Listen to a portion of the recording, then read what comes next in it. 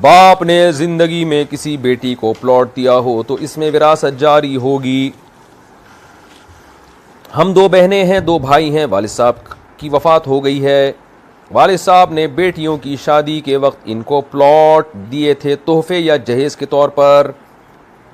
اب والد صاحب کی وفات کے بعد بھائی کہتے ہیں کہ ان پلاٹوں میں ہمارا بھی حصہ بنتا ہے، اور وہ کہتے ہیں کہ ابو ہمیں علیحدہ میں کہہ کر گئے تھے کہ میں آپ لوگوں کے ساتھ بھی انصاف کروں گا، تو کیا شرعن ان کا پلاٹوں میں حصہ ہوگا یا نہیں؟ بنت عبداللہ.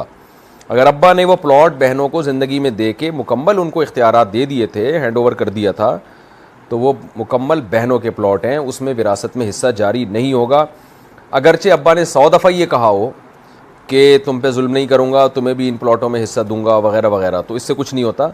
جو کام ابا کر گئے وہ دیکھا جائے گا. باقی ابا نے یہ کیا بہت غلط ہے کہ بیٹوں کو محروم کر دیا اور صرف بیٹیوں کو دے دیا.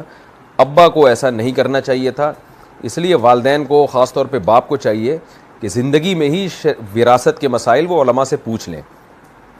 بعض دفعہ یہ کرتے ہیں کہ بیٹیوں کو دے دیتے ہیں اور پھر یہ کہہ دیتے ہیں کہ تمہارا بعد میں وراثت میں حصہ نہیں ہے، حالانکہ شرعی طور پر پھر وراثت میں دوبارہ سے اس کا حصہ ہوگا.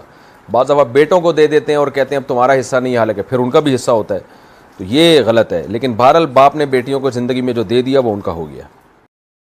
مرکز دین و ایمان، مرکز دین و ایمان، مرکز دین و ایمان، مرکز دین و ایمان.